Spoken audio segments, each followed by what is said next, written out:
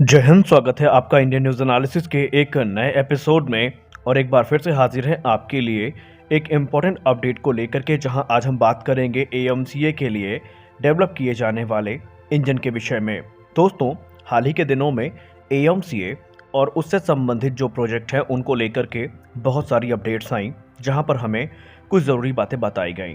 पहली बात तो ये सामने आई कि एएमसीए के लिए जो क्रिटिकल डिज़ाइन रिव्यू है वो पूरा किया जा चुका है और अब HAL यानी हिंदुस्तान एरोनॉटिक्स लिमिटेड को इस चीज़ की उम्मीद है कि कैबिनेट कमेटी ऑन सिक्योरिटी के सामने इसके डेवलपमेंट के लिए जो 15,000 करोड़ रुपए की राशि रखी गई है उसको केंद्र सरकार के द्वारा बहुत जल्दी अप्रूवल मिल जाएगा और इसके जो फैब्रिकेशन का प्रोसेस है वो स्टार्ट कर दिया जाएगा।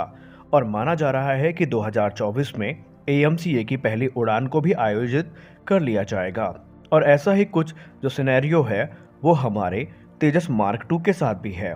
तेजस मार्क 2 को अगले वर्ष दिसंबर तक रोल आउट किया जाएगा और ऐसा माना जा रहा है कि दिसंबर से पहले भी इसको रोल आउट किया जा सकता है।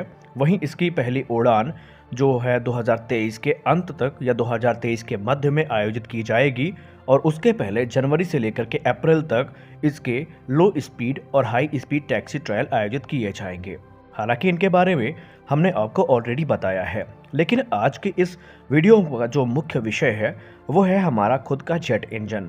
अभी तक बहुत सारे लोगों को मन में यही प्रश्न था कि आखिरकार भारत इस क्षेत्र में कितना आगे बढ़ा है और आने वाले समय में क्या इसको लेकर के हमें कोई गुड न्यूज़ मिल सकती है।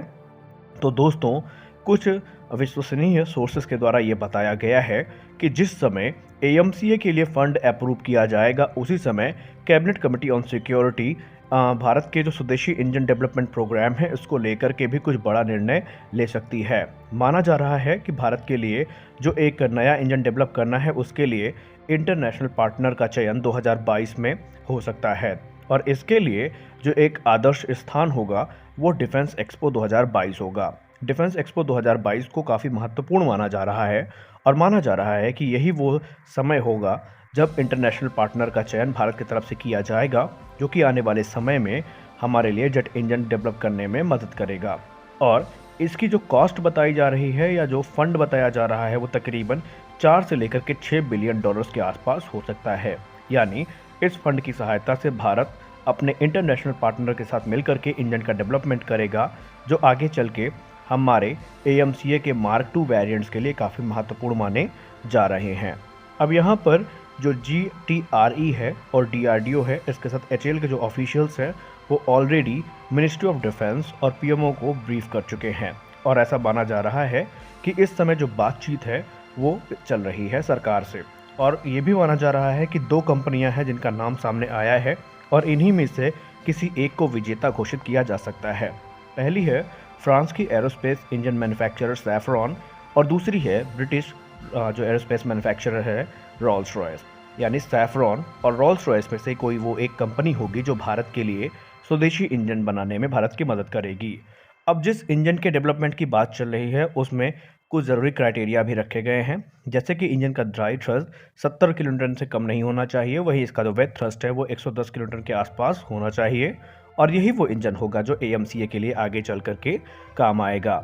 अब पहले हम बात कर लेते हैं सैफ्रॉन का ऑफ़र क्या है और सैफ्रॉन ने कुछ दिलचस्प चीज़ें बताई हैं, लेकिन सैफ्रॉन के ऊपर कैसे रोल्स रॉयस हावी है इसके बारे में भी हम बात करेंगे।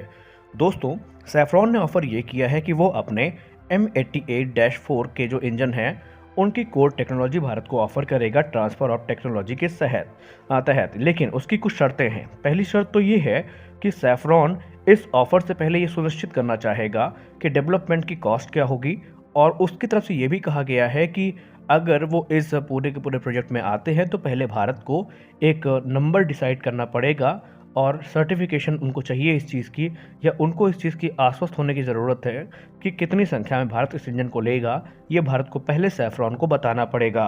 सैफ्रॉन की तरफ से जो कीमत बताई जा रही है अनुमानित वो 6 बिलियन डॉलर के आसपास की है। यानी सैफ्रॉन ने तकरीबन 6 बिलियन डॉलर के फंड की मांग की है, जो कि इसके डेवलपमेंट और इसके ट्रायल्स के लिए ज़रूरी होंगे।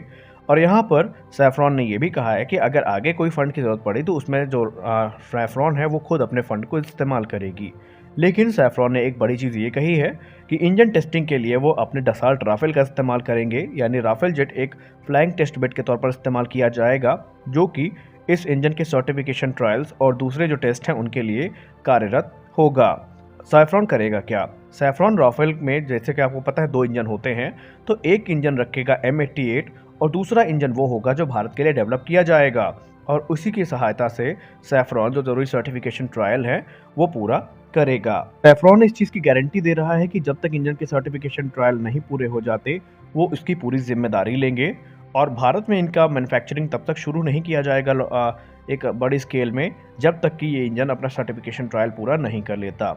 और फ्रांस ने ये भी कहा है, या यूँ कह लें सैफ्रॉन ने ये कहा है कि आगे चल के भविष्य में वो भारत की मदद करने के लिए तैयार होंगे, यानी अगर भारत अपग्रेड करना चाहेगा तो उसमें भी सैफ्रॉन उनकी मदद करेगा।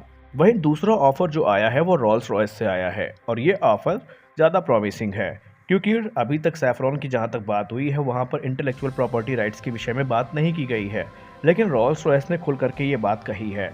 रॉल्स रॉयस जो कि आपको पता है एक टॉप कंटेंडर के तौर पर माना जा रहा है, रॉल्स रॉयस ने यह ऑफ़र किया है कि वो भारत के लिए जो इंजन है उसमें डेवलपमेंट को काफ़ी इच्छुक हैं और वो इसके लिए एक नए कोर सेक्शन को यहाँ पर ऑफ़र भी कर रहे हैं। और वो जो कोर सेक्शन होगा वो कहीं से भी यूरोजेट EJ200 जैसा नहीं होगा, बल्कि वो एक पूरी तरीके से नया होगा और भारत के लिए ही डेवलप किया जाएगा भारत के साथ में। और इंडिया के पास पूरा का पूरा जो इंटेलेक्चुअल प्रॉपर्टी राइट है वो होगा। जब भी इंडिया चाहे उसके पास अपग्रेड के जो ऑप्शंस हैं वो मौजूद रहेंगे। इंडिया जब भी चाहे वो अपनी मर्जी से किसी को भी एक्सपोर्ट भी कर सकेगा उन जहाज़ों को जिनमें ये इंजन इस्तेमाल किए जाएंगे। वहीं रॉल्स रॉयस की जो डेवलपमेंटल कॉस्ट आ रही है इंजन की, वो भी तकरीबन फ्रांस को जो ऑफर की गई डेवलपमेंटल कॉस्ट है तकरीबन $6 बिलियन की, उससे ही सिमिलरिटी रखती है, यानी उसी के आसपास है। लेकिन यहाँ पर एक एडवांटेज ये है कि रॉल्स रॉयस इस इंजन को टेस्ट करने के लिए अपने एक modified Boeing 747-400 flying test bed का इस्तेमाल करेगा, जो कि एक्सटेंसिव इंस्ट्रूमेंट्स और दूसरे सिस्टम से इक्विप्ड है और काफ़ी ज़्यादा सोफिस्टिकेटेड भी है इस प्रकार के इंजन को टेस्ट करने के लिए। और रॉल्स रॉयस ये भी ऑफर करता है कि अगर बड़ी संख्या में ऑर्डर प्लेस किए गए तो वो प्राइस की कटौती करने के लिए भी तैयार होंगे। तो यहाँ पर देखना ये है कि भारत किसको सेलेक्ट करता है, क्या ये रॉल्स रॉयस होगा जो भारत के लिए इंजन बनाने में सहायता करेगा या वो सैफ्रॉन होगा। इसके लिए अभी हमें थोड़ा इंतज़ार करना पड़ेगा क्योंकि आपको पता ही है कि AMCA के जो शुरुआती वेरिएंट आएंगे वो तो जनरल इलेक्ट्रिक के F414 इंजन को ही इस्तेमाल करके आएंगे, लेकिन आने वाले समय में हमारा स्वदेशी इंजन ही इसमें कार्यरत होगा। तो अभी आपको इसको लेकर के क्या मानना है? क्या आप मानते हैं कि रॉल्स रॉयस का ऑफर ज़्यादा प्रॉमिसिंग है या आप सैफ्रॉन को एक प्रबल दावेदार के तौर पर देखते हैं? आप अपनी राय कमेंट सेक्शन में ज़रूर दें। हालांकि अभी यहाँ पे डिसाइड नहीं हुआ है और अगर कॉन्ट्रैक्ट 2022 में भी साइन हो जाता है तो 2032 के पहले पहले इंजन के आने की कोई उम्मीद नहीं है। फिलहाल के वीडियो में बस इतना ही, मिलते हैं अपने अगले वीडियो में, तब तक के लिए जय हिंद।